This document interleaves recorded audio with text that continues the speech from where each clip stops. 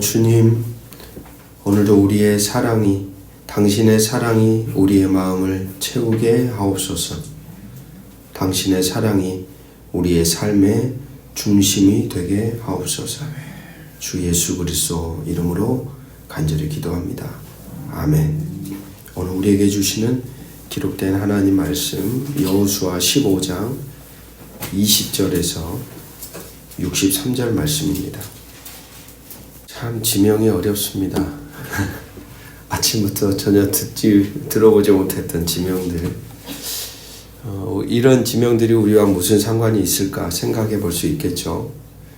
성경이 우리에게 말하는 건 그 지명이 중요한 게 아니라 그 안에 담겨진 뜻이 중요합니다. 뜻. 초점을 그 바로 두어야 하죠. 담겨진 의미와 뜻이 무엇인지를 알지 못하면 자칫 문자주의에 빠질 수가 있습니다. 오늘 본문도 그런 맥락에서 보면 유다지파에 대한 이야기죠. 어제 본문부터 유다지파에 대한 땅 분배, 경계가 언급이 되고 있습니다. 그 지파에 속한 사람들에 대한 이야기가 쭉 나왔고, 오늘은 유다지파, 그리고 내일 모레는 에브라임 므낫세 지파, 그러니까 이스라엘 가운데서도 12지파 가운데 굵직하다고 여겨지는 큰 지파들에 대한 이야기가 먼저 나오고, 그리고 그 뒤에 이제 나머지 지파들을 딱 몰아서 언급하는 내용이 여호수아의 내용입니다. 오늘은 유다지파 기업에 속한 성읍의 목록이 20절부터 62절까지죠. 63절까지 읽었는데 62절까지. 유다지파가 받은 땅 성읍들이 상세히 나열됩니다. 총 112개의 성읍과 마을들. 지리적으로 남부 네겜 지역, 그리고 저지대 평야 지역, 그리고 산지 지역, 광야 지역으로 나누어서 네 영역에 따라 그들이 차지한 땅의 명칭을 기록하고 있습니다. 그리고 나서 마지막 63절, 예루살렘이라고 하는 그 성의, 그 지역에 대한 점령의 실패를 마지막에 하나 언급하죠. 유다지파는 예루살렘을 점령하지 못했으며 여부스라고 하는 사람들은 계속 그 땅에 거주했습니다. 이는 이스라엘이 하나님의 명령에 온전히 순종하지 못하였다는 것을 보여주는 대목입니다. 63절 말씀 우리 같이 한번 읽어보겠습니다. 63절 시작. 예루살렘 주민 여부스 족속을 유다 자손이 쫓아내지 못하였으므로 여부스 족속이 오늘까지 유다 자손과 함께 예루살렘에 거주하니라. 여기에서 우리가 여호수아를 읽을 때 자주 등장하는 이야기 중에 하나가 뭐냐면 오늘까지라는 단어죠. 이 오늘은 언제일까요? 그렇기 때문에 여호수아를 곧바로 기록했다고 우리가 볼 수 없는 겁니다. 곧바로. 이 여호수아는 곧바로 그 시대에 곧바로 쓰여진 책이 아니에요. 이 책은 제가 지난번에도 말씀드렸듯이 시간이 한참 흐르고 나서 이스라엘 백성이 북이스라엘이 먼저 멸망하지 않습니까? 북이스라엘이 아수르에 의해 멸망하고 시대가 지나 밑에 있던 남유다까지도 완전히 멸망하던 시대가 주전 586년 정도 되는데, 그리고 나서 이 사람들이 바벨론으로 포로로 끌려가요. 이 남유다 사람들이 바벨론 포로로 끌려가고 성전도 다 무너지고 나서 보니까 그들이 생각한 거예요. 왜 우리는 무너졌을까? 우리는 하나님의 백성이었고 예루살렘에 있었던 성전은 하나님의 집이어서 절대 무너질 수 없다고 이들은 확신했거든요. 근데 이게 다 무너진 거예요. 이 사람들이 그 바벨론 포로기 시절에 질문을 던진 겁니다. 왜 무너졌지? 그러면서 발견한 게 뭐였냐면 하나님의 말씀을 우리가 경히 여겼구나. 그러면서 바로 그 바벨론 포로기 시절에 모세오경이 기록이 되기 시작합니다. 그때. 그 전까지는 어떻게 됐냐? 구전이 돼요. 구전. 계속 입에서 입으로 그냥 자자손손 이어져 내려오던 것을 아니다. 이건 구전해야 될 게 아니라 써서 우리가 읽고 하나님을 바로 알아가 보자 라는 움직임이 그때 일어납니다. 그래서 그때 쓰여진 책이거든요. 오늘 여기서 오늘까지라는 것은 여러분 예루살렘의 여부수라고 하는 이 족속이 언제 정복이 되냐면 이로부터 400년이 지난 다윗 왕조 시절에 멸망합니다. 그러니까 모두 다 무너졌다고 지금 무려 몇 개를 얘기해요. 100여 개가 넘는 지역을 갖다가 다 정복했다고 화려하게 쭉 써놓고 마지막에 한 조각 이 여부수 족속은 남아있더라. 오늘까지 있더라. 이 얘기는 뭐냐면 다윗이 정복하기 바로 그 전까지의 어떤 상태를 보여주는 거죠. 그 상태. 이런 부분이 좀 아쉬운 부분이라고 할 수 있겠습니다.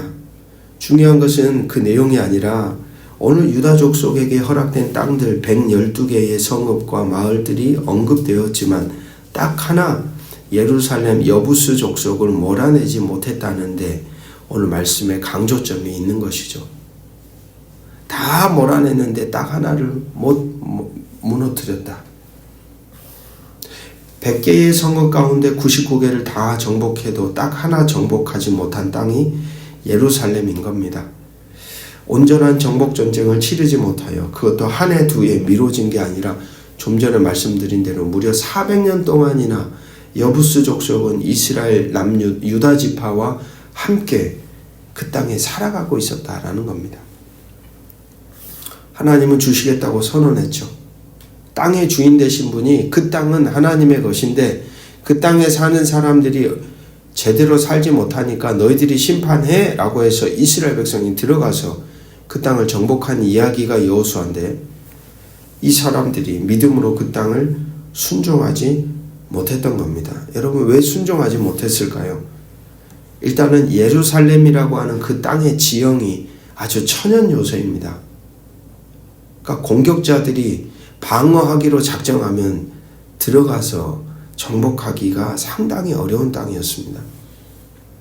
광야 생활을 해온 이스라엘 입장에서 산지를 방어 요새로 삼은 그들을 상대하기란 여간 어려웠겠죠.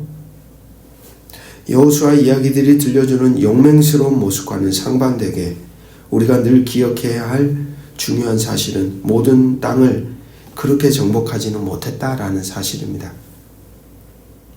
아울러 순종하지 못한 이유를 12지파의 연합과 연대가 그만큼 느슨해졌다라는 것을 보여준다고 할 수 있겠습니다. 우리가 아는 것처럼 이스라엘은 12지파 연합 공동체입니다. 연맹 공동체. 그러니까 처음에는 이 12지파가 나와 너라는 구분이 없이 같이 움직이거든요. 근데 나중에 사사기서를 가보십시오. 그 지역에 있는 지파들만 몇몇이 방어를 합니다. 그러니까 점점 지파 간의 연합적인 힘이 연약해져요. 당연히 그러면 힘이 없어지는 것이겠죠. 그리고 그 방치되는 시간이 400년이 되었습니다. 당연히 어떤 일이 일어났을까요? 쫓아내지 못하여 그 땅에 사는 여부수 족속의 문화에, 그들의 사상에, 그들의 관습에, 그들의 행동에 영향을 받게 되었을 겁니다. 그래서 나중에 이게 이스라엘 문화인지 가나안 문화인지조차 헷갈리는 분별력을 상실한 상태까지 떨어지게 되었을 겁니다. 그러다 보니까 이제 잘라내기가 어려운 거예요. 여러분 이게 어려운 것 같아요. 처음에는 분명합니다. 구분이 딱 되잖아요. 가나안인지 이스라엘인지. 근데 400년 동안 같이 살다 보니까 어떤 일이 일어나요? 완전 믹스된 거예요. 혼합이 딱 돼버렸어요. 시간이 지나면 지날수록 잘라내기가 쉬워요? 어려워지는 거예요, 이제. 그러니까 들어가면서 이 땅에 정리해야 될 걸 깔끔하게 정리를 하고 하나님이 원래 세우고자 하는 하나님의 땅, 하나님의 나라를 세워가야 했는데 오늘 이 여호수아에서는 말해주는 겁니다. 100여 개의 성읍을 다 정복했지만 딱 하나를 정복 못했다. 근데 그게 골칫덩어리였다. 그게 발목을 잡았다는 거예요. 그러니까 더 몰아내기가 어려워졌던 거예요. 여러분 우리의 신앙에도 이런 일들이 많습니다. 분명 하나님이 처음에는 우리의 마음과 생각에 분별력을 줘서 야 이건 아니야 라고 말하는 것들이 있어요. 근데 그것을 그냥 묵인한 거예요.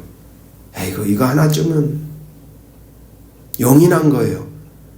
그게 내 생각이 될 수도 있고 내 삶의 행동 양식이 될 수도 있고 내가 맺어가는 관계의 한 모습일 수도 있어요. 깨닫게 하실 때 정리하는 것이 가장 지혜로운 거예요. 근데 그것을 느슨하게 놔주는 순간부터 여러분 이제는 이걸 잘라내기가 어려워질 겁니다. 어둠의 역사에 그들이 가진 그 얍삽함이 그런 거죠. 은밀하게 들어와서 아닌 듯 들어와서 조용히 있다가 점점 누룩처럼 부풀어 오는 거예요. 바로 이 여부수 족속이 남유다 지파 사람들에게 그런 그들의 발목을 잡는 대상들이었다는 거죠. 그들도 생각했을 겁니다. 한 지파 정도는 이런 여부수 족속 하나 정도는 괜찮아.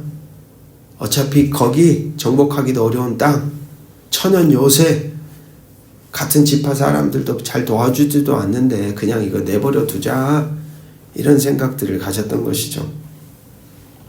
완전히 몰아내지 못한 남겨진 흔적들은 결코 작은 것이 아닙니다. 언제든지 순식간에 정체성을, 그 존재됨을 뒤흔들 수 있다는 사실을 우리는 유다 지파에 남겨진 여부스 족속을 생각하며 다시금 우리의 존재와 우리가 살아가는 삶을 돌아보아야 합니다. 오늘 우리 존재 안에도 여부수와 같은 하나님이 원하지 않는 대상들이, 하나님이 원하지 않는 생각들이, 하나님이 원하지 않는 우리의 존재 흔적들이 함께하고 있는 것은 아닐까요? 도우시는 성령 안에서 저와 여러분이 분별하게 되기를 주의 이름으로 축복합니다. 그래서 용기 내어 보게 하실 때 잘라내고 몰아내고 그 땅에 온전한 하나님의 나라, 하나님의 주권과 통치가 일어나는 우리의 삶이 되도록 오늘도 우리에게 주어진 하루를 바르게 세워가시기를 주의 이름으로 축복합니다. 기도하겠습니다. 우리 안에 남겨진 작은 흔적들조차도 성령의 빛으로 비추어 주옵소서. 완전한 순종을 이루지 못한 우리의 연약함 속에 당신의 은혜를 구합니다. 예루살렘의 높은 성벽처럼 우리의 마음 한 구석을 차지한 불신과 세속의 요새들을 당신의 능력으로 무너뜨려 주옵소서. 우리 안에 여부수를 몰아내고 우리에게 허락된 이 거룩한 땅을 정결하게 지켜가게 하옵소서.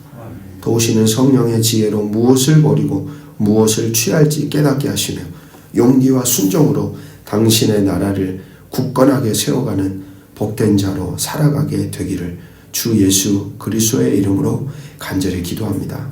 아멘.